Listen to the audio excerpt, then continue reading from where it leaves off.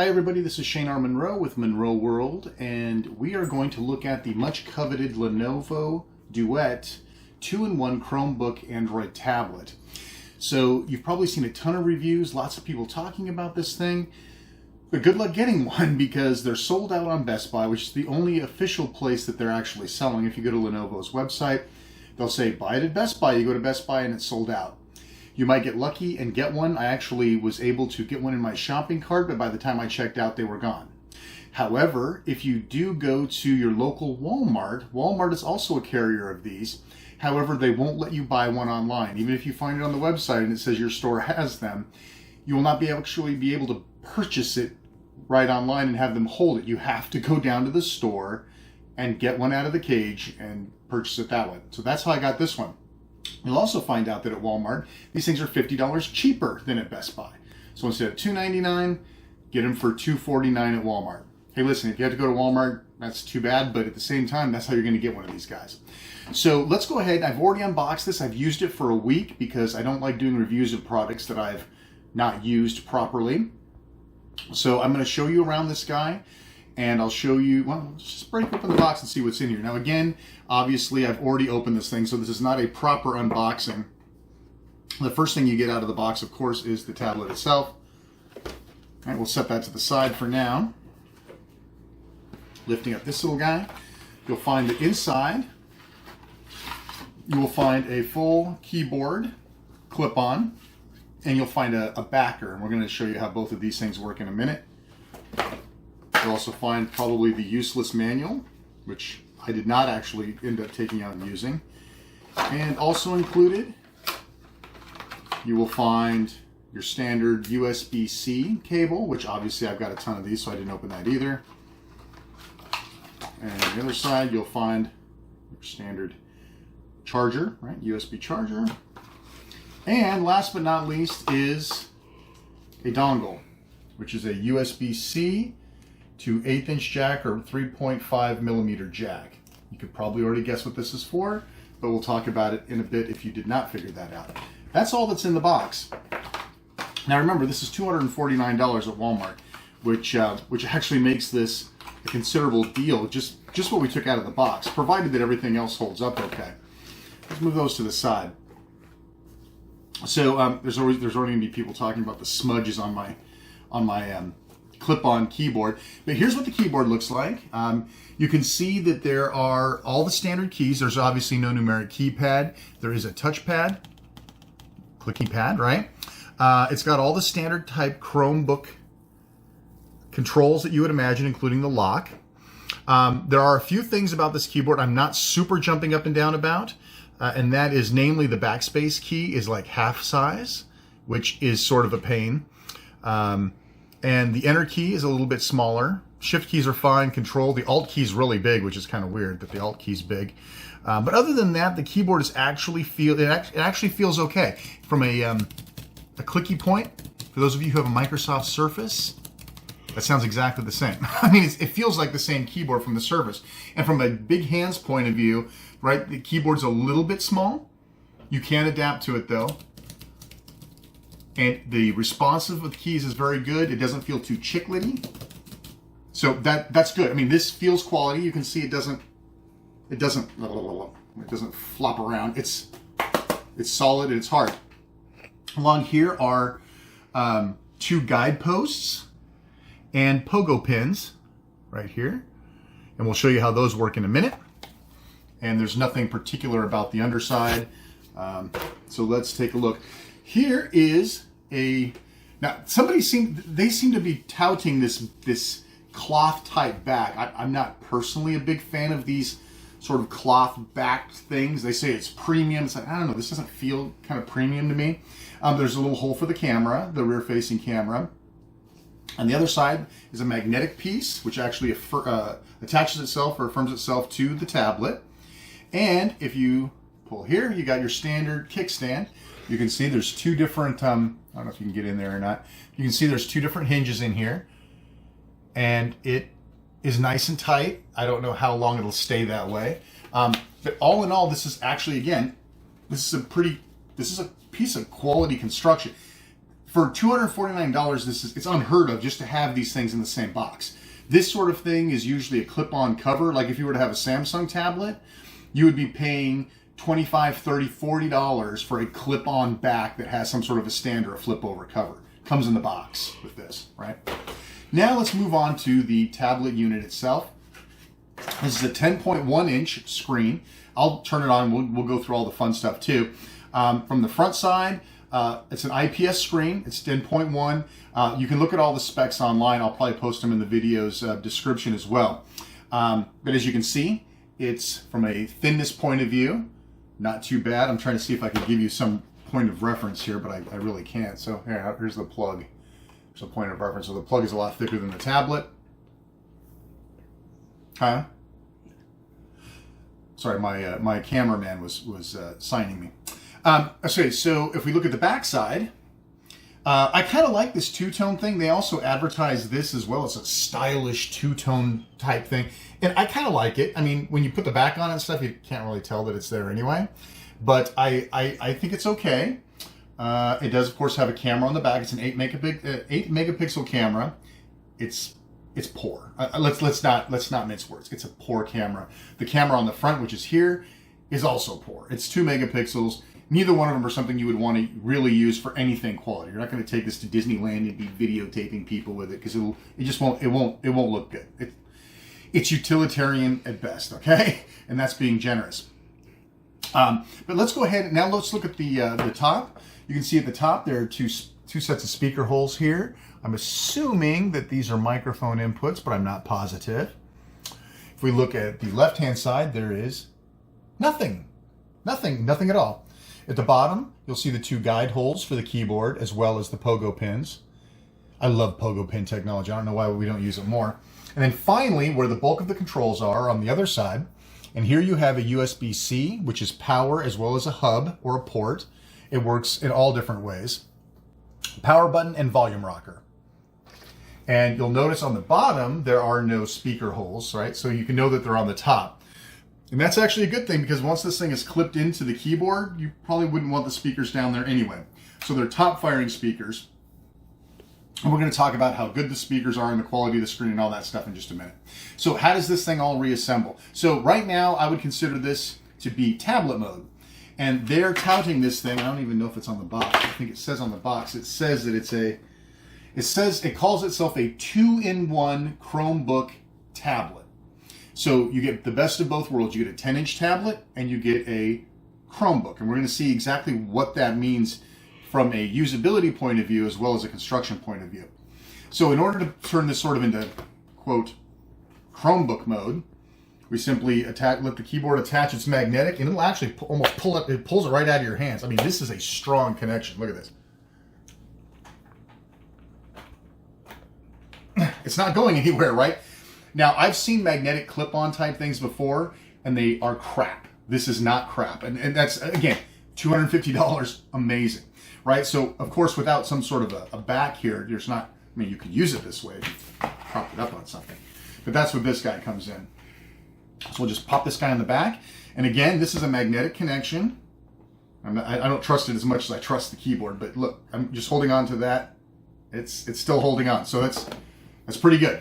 So we'll just open this up like a Surface, bring that guy up, and there you go. So now we have ourselves a Chromebook. So we have a fully vetted Chromebook here. And so here's your screen. And again, you have all of the controls down here that you can use, including brightness. All right, so I'm going to go ahead and boost that up a little bit or down. All right, so you have all the different brightness levels. Of course, you have audio controls. Again, if you have a standard Chromebook, you've seen this before, but for those who have not. Now, understand that right now, this tablet, Air Bunnies, this tablet is acting as a Chromebook, which means certain things behave differently while this keyboard is connected, which I think is actually kind of cool. I don't think my phone's close enough to unlock it, so I'm going to have to unlock it without showing my password. Mm-hmm. So show the front of the box for a minute while I do my password. There you go. While I log in.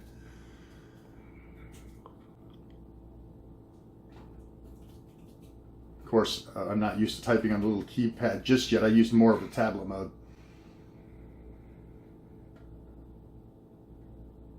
Okay, So now we're in. So I'm going to go ahead and close whatever nonsense I was looking at prior to. Hangouts running, etc., etc. Okay, so let's take a look here. So this is running in what you would call Chromebook mode. And as you can tell, if you've ever used a Chrome OS device, you have sort of a start button on the side, you have your launch pad on the bottom, and of course you have your standard stuff here that you would normally see with a Chrome OS.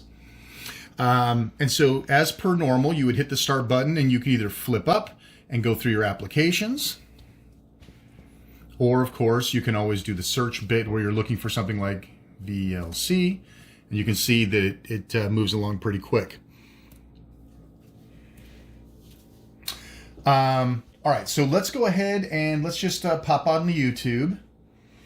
And you see how quick, I mean, this is snappy, right? I mean, there was no lag in there. I mean, this thing only has, 4 gigabytes of RAM and 64 gigs of storage, which for some people, I mean, it's, 4 gigs of RAM, that's not enough, that's not enough.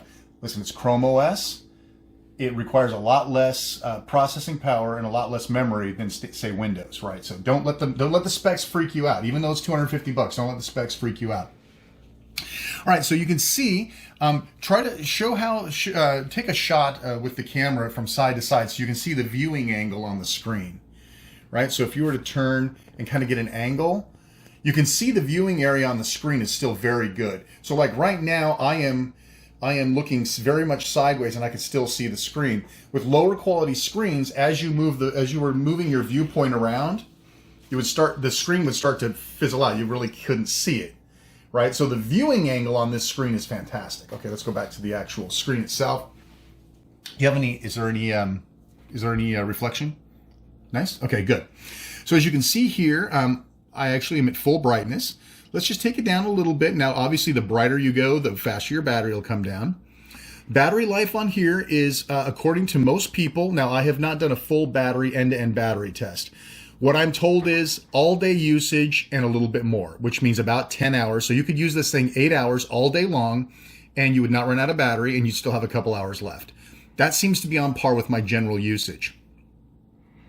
Now, how about some audio, right? So traditionally speaking, devices like this suffer from a lower amount of audio, either quality, so you get a really tinny sound or a really hollow sound, or you simply don't have enough volume, or a combination of both, depending on the device. So what we'll do is, we'll go in, I'm trying to think of what I can do that won't necessarily get me in trouble with anybody. Let's look at my Witcher video. It'll get me in trouble by somebody, I'm sure. All right, so this is a video I did quite some time ago. Has it really been 4 years? Oh my God. All right, so this will be a good thing that you can hear the audio. I know that the audio was done well. I know that the video was done well. So I know for a fact what the quality of this should be. All right, so I'm gonna go ahead and I'm gonna restart it. So I'm gonna go ahead and bring the audio up. I know based on what you're hearing, you can't really understand the fidelity. So is it hollow? A little bit.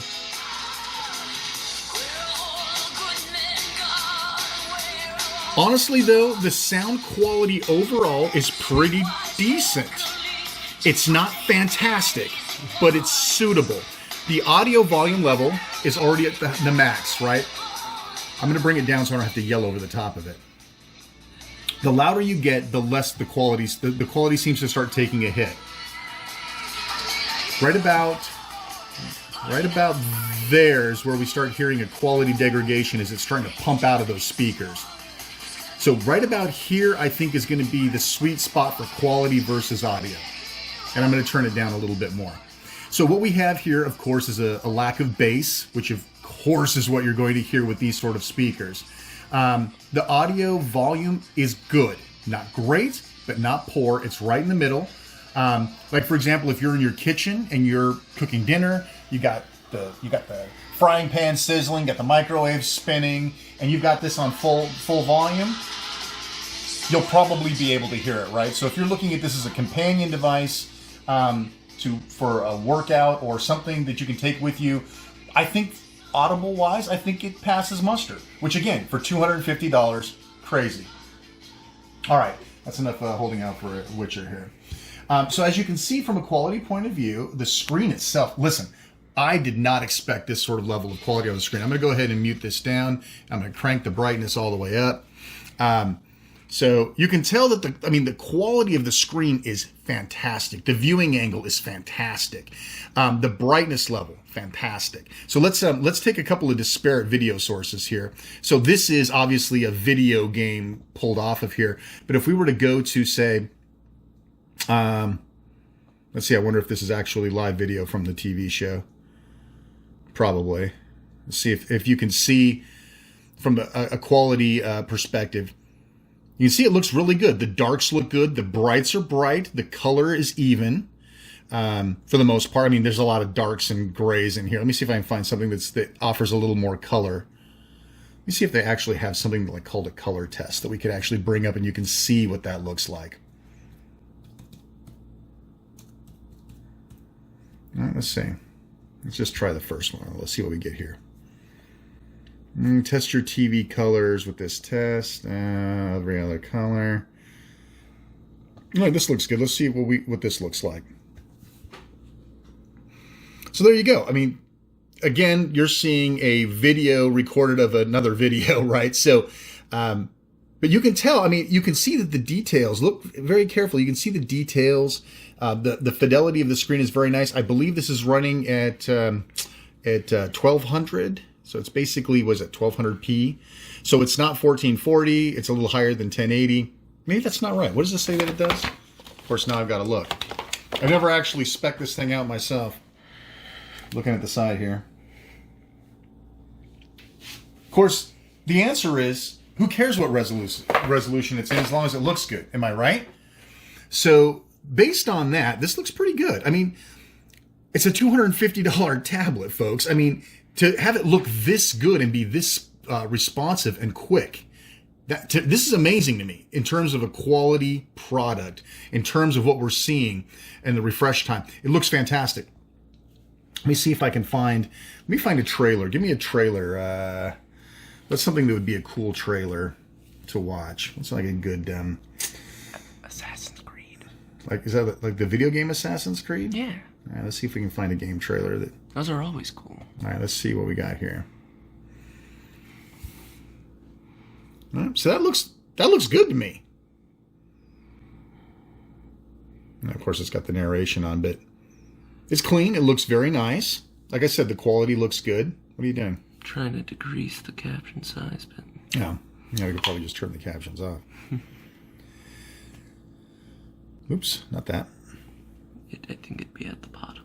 Well, I thought so too, but it's actually like not on this. A second. There we go. There you go. Don't want no caption. Oops, went down below. All right, so there you go. I mean, it looks good. I mean, I have no complaints whatsoever. And I've got a fairly high-end Samsung tablet, which has, of course, a gorgeous screen. All Samsung tablets have a gorgeous screen. And is this the Samsung tablet screen? Absolutely not. But is it great? Is it pretty? I mean, it's really, really good. I am very pleased with it. I was expecting a lot less when I picked this thing up.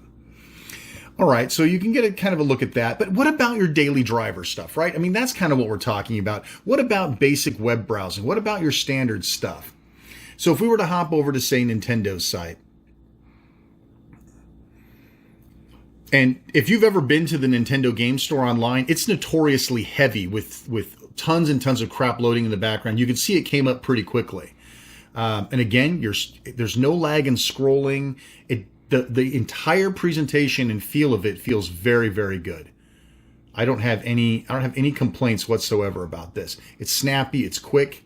Again, you can use your pointer using the pad, resort by release date, whatever. All right. So you can see I'm moving right along here. I mean, of course I've got the Brave browser installed as well. So, all right. And you can see the scrolling is quick. There's no flickering going on. There's no tearing going on. It actually looks really good. And as most Chrome OS or Chromebook people know, you're going to spend most of your time in this browser. That's pretty much the truth. So that is the Chrome OS side of things, right? So using this as a Chromebook or a Chrome OS, you're going to spend most of your time in the browser, which is absolutely true.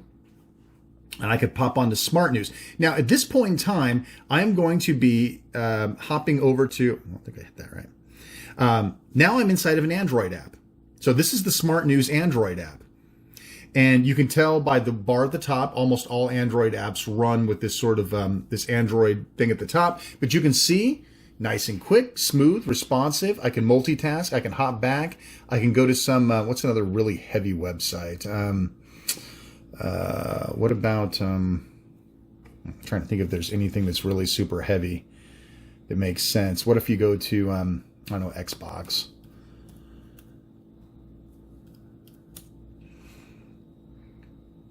All right, so I've got, and I'm on, I am currently on my 5 gigahertz, right? As you can see, you got notifications that are popping up, a la Android. Yeah.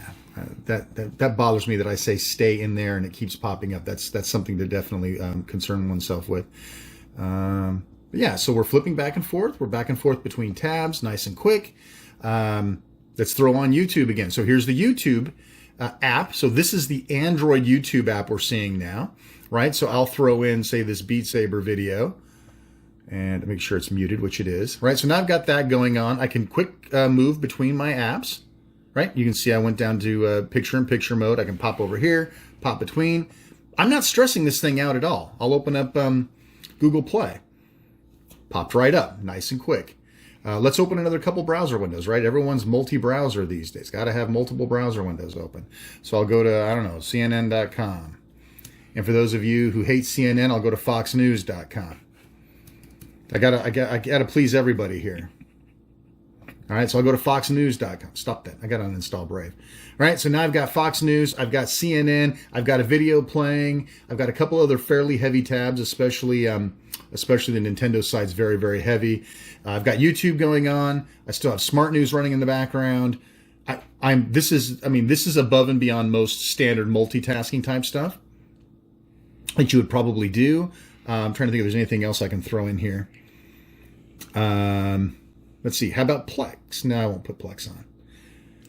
No, bad idea. Let's see. I could put on like Pinball Arcade or something. How about this? I'll go to live TV on my HD Home Run network. How about that? They'll give us a little more fun to play with. All right. So let's see. I'll find some channel that's non-committal. Son of Godzilla. That sounds good. We'll go there. All right. So now I'm streaming off the network. Right, I'm watching my HD tuner, watching live TV. I've got Beat Saber going on. I can come back up here. You can see I still got my browser tabs open. I still have Smart News running in the background. Everything is still, there's nothing on that. Everything is still nice and speedy, nice and quick, right? Everything is still very responsive. Meanwhile, she's about there chopping down blocks like a crazy person. All right, and I'm watching live TV at the same time. So there you go. I mean, that's really, really decent. And if you're already used to Chrome OS, this is the best part. If you're already used to Chrome OS, this behaves and acts exactly the way you would expect it to behave. All right, so let's do this. I'm going to start closing some of this stuff off, not because it can't handle it, but just to keep my own sanity. So you can long press an item. Oops, hang on. Long press an item, hit close. All right, and so I'm going to go ahead and close the browser too. I'm just going to get rid of as much stuff as I can. All right. Forgot my train of thought where I was going to go with that.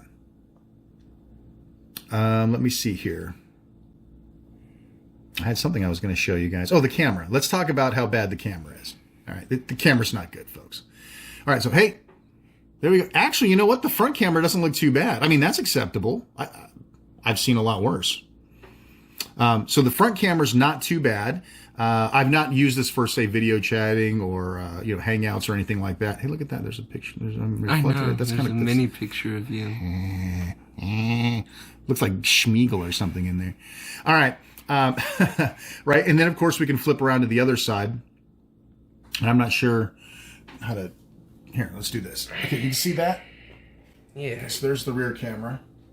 Can you see okay? Yeah, recording you through another camera. Okay, so there's a little ghosting in there when I'm moving around, or is it okay? I get a shot of you and the camera to see the delay time. How's that? Is it? It's like a half a second off. It's not a great camera, right? The rear camera is not great. But listen, again, this is a $250. I keep saying this, but it's a $250 device, people. I mean, you shouldn't be expecting miracles. And actually considering this is kind of a miracle, being a $250 device. All right, so let's get rid of that. So that's the camera. We could do endless amounts of testing and whatnot with that, but let's not. I'm trying to think if there's anything else from Chrome OS mode that I think would be fun for us to talk about, and I don't think so. I think we're in good shape from the Chrome OS point of view.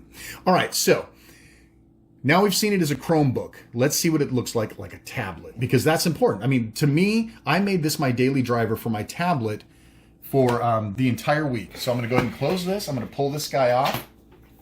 As soon as I disconnect the keyboard, this is going to go from Chromebook mode to tablet mode. And not a ton of things change, but a few things do. You'll notice now we have this along the top. No longer is it pulled from the bottom. This is always here. You'll see that this sort of fills out a little bit more, gets a little bit bigger, easier to see. And you'll notice there's no longer a start button anymore. Instead, it's much like a tablet where all of your apps are just sort of sitting there on the desktop waiting for you to get to them. So there's an intelligent difference between, and I think this is a really important thing to understand. A 2-in-1, this is really the first time I've seen a true 2-in-1 where it's not just a Chromebook on a tablet, but it is, Lenovo has gone the extra mile in actually turning this into a 2-use device proper with different workflows based on what it is that you want to do. Now, this doesn't change the power or anything else. Everything else would work exactly the same. But in this time, at this point in time, you would be more curious to see how this behaves as a tablet. So many of our use cases are going to be the same. We might go to the Google Play Store. Now, you'll notice that bar along the top is gone. It doesn't really think about things as being Chrome or Android. It kind of treats everything like, hey, listen, you're in an Android tablet now, which is pretty cool. We bring up YouTube, which was still running in the background. And not now. Okay, so let's get rid of her. Get out of here. Now, again, you'll see now that there's no bar along the top. We are in a different mode than when we were playing with it as Chrome OS. So how does this work? What if you need to get to your recent apps? There's no smart or soft buttons down here. There's no like smart buttons on the screen. There are a few controls like this, right? Where if you need to go back, right? That's the back button and forward. Oh, I just closed it, but that's okay. Same idea though, as a back button. So that's all built in. If we go into Chrome, you'll notice something looks kind of funny up here. There's no title bar. It kind of feels weird. When I first go in here, I'm kind of like, oh, there's no tabs either. What happened to the tabs? That's crazy. So let's go back in here. We'll go back into Nintendo. And let's see. We'll also go to, hey, wait a minute. How do I make a new tab? That seems kind of weird. So there's a whole different system in here now. Instead of having tabs along the top, this is using the new Chrome OS feature where you can pull down from the top. You get your tabs all up here. Now, open up a new tab. You get the new tab. We'll go to CNN. You'll notice a regular keyboard, a little touch keyboard came up, right? I'll go to CNN. Come down. You can still see everything's moving along up here. And of course, I'll go to Fox News because, you know, everyone's got to be fair here. Oops.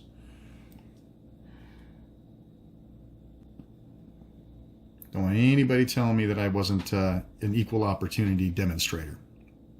All right. And if you come up here, obviously you can flip tabs by just touching the new tab. This will take you a little while to get used to. I'm still not used to it yet. I'm used to tabs along the top. But in reality, I mean, let's think about it. This is actually kind of a better system. It really is. And of course, you can close your tabs from up here. Yeah. So anyway, so that's a little bit of difference. You'll also notice too that you can always bring up, you can slide up to bring that up. Let's go ahead and open YouTube again. And now these are what are pinned, right? So I have chosen to keep these down here. How do you get to other apps if you're kind of locked in here, right? If you flick up, all the way up, you'll get back to your main screen. And you can always select the items up here as well. So I'll just go to News 360. All right? And again, if I slip this up, you'll now notice that News 360 has been added. There's a little line right here that differentiates between your pinned items and items that are running that you can switch to. Now, as most Android people know, there's usually an applications or a change applications button that allow you to quickly shift between apps. Obviously, you can do it this way, but there's also another way where if you long press and hold up to the middle, you'll see all your apps are running, right? So I can let that go and then flip back here, right? Or you could just flip up and do that, right? So there's two different ways of doing it. But again, if you're inside of an app, long press and hold. Now you're sort of in the app selector, flip over to the other one. Those are the two biggest differences to how this operates as a tablet over Chrome OS. So you're probably wondering from a performance point of view, as a tablet, how does it work? Obviously, you've seen some of the things that we've been doing here. Let's try something fun. I do not think I've actually had an opportunity to play pinball on here. I think I have it installed. I know I have it installed. But let's take a look at how something like an actual game will play on here. Oh, of course. Yes, you may download. I don't know. I don't know if it got permission or not. Yes, there we go. It took it a second. Sorry, this is literally a first run on this one. I apologize for the not having this properly prepared. I don't know what this thing is doing, to be honest with you. Well, we'll let that sit and run in the background. What else do I have on here? What about, say, a file manager, right? Like my favorite Explorer file manager. Nice and speedy. You can see it's all Android. I mean, everything looks like Android in here. Your internal storage, your camera spot, your DCIM folder, your Android folder. Everything looks and feels like an Android would.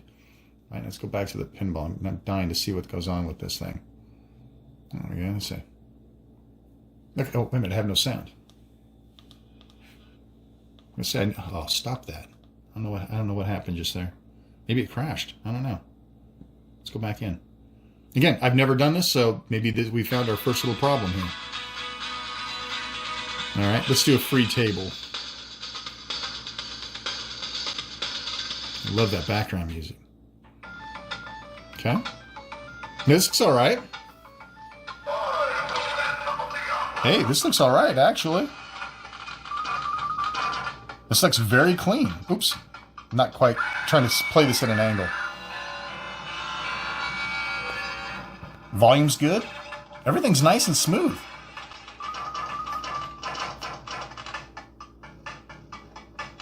No screen tearing.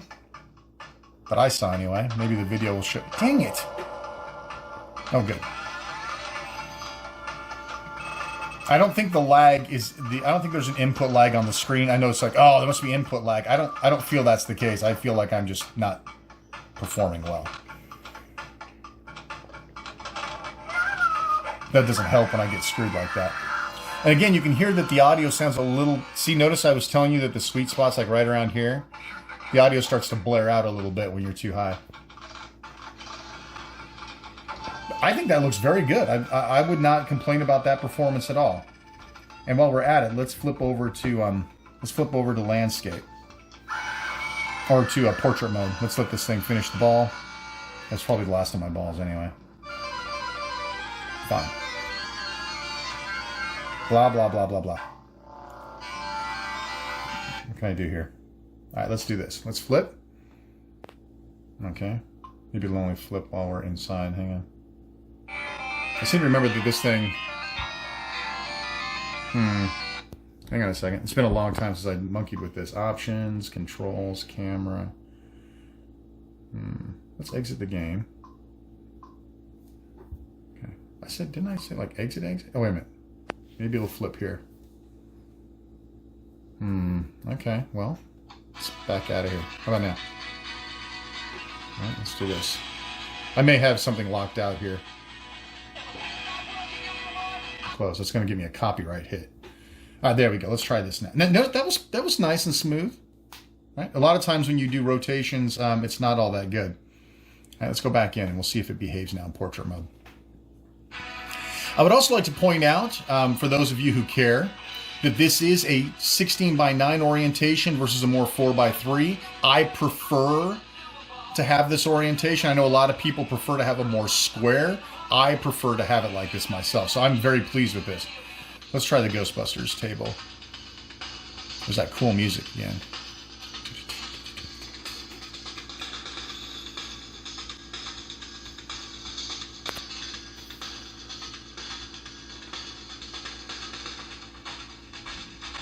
Preload before the next video, Shane. Oop. What's going on?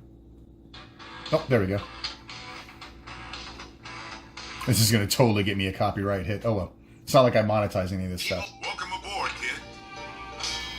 Now, see, this is the way to play this. Screw that landscape crap. Portrait's the way to go with this. Symmetrical look stacking.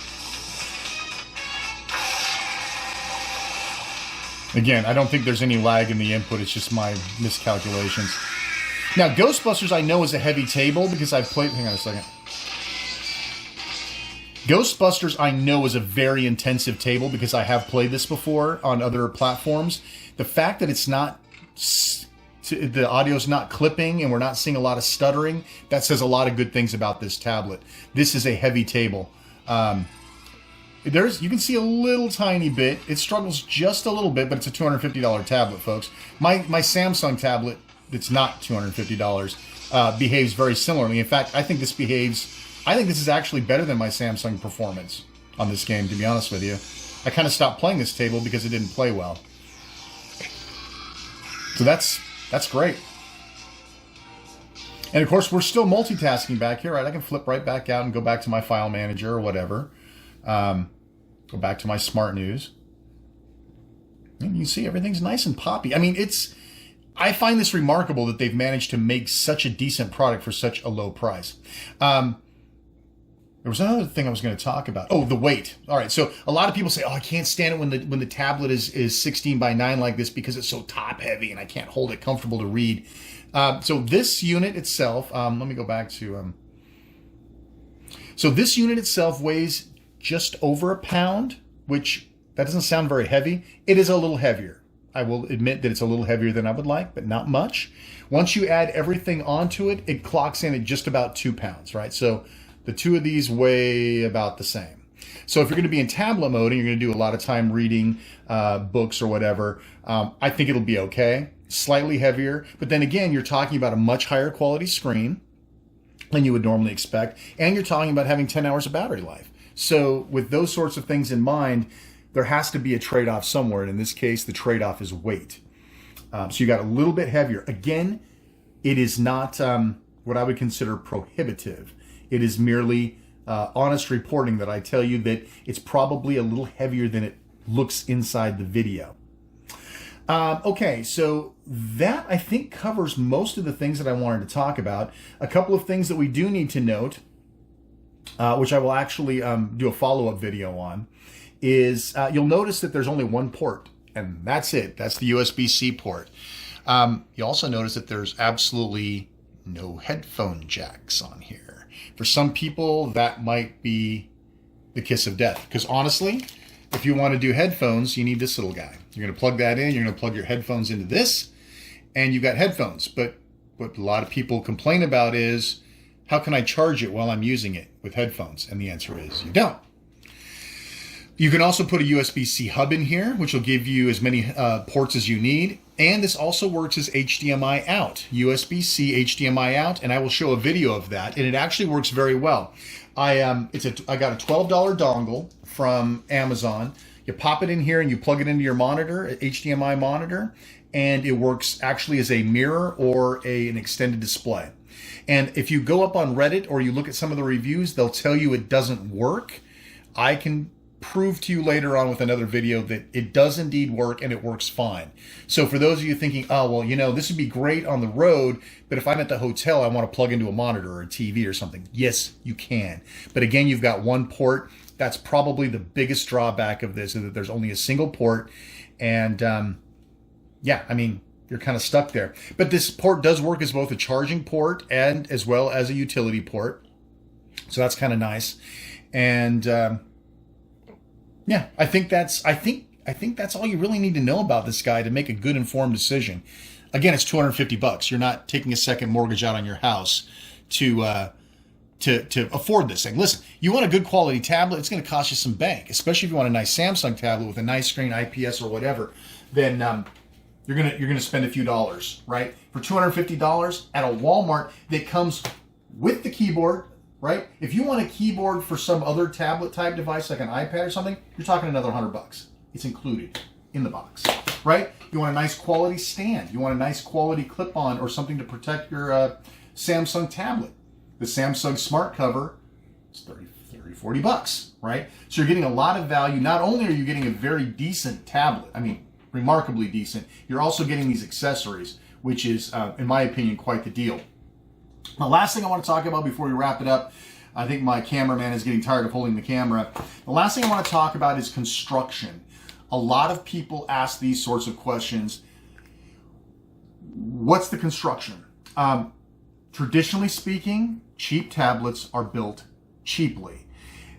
These are the sorts of things where you can squeeze the corners and it starts creaking. Those are poorly constructed tablets. You can feel, if you twist it a little bit, there's a little creak in there. I hear a little tiny something in there.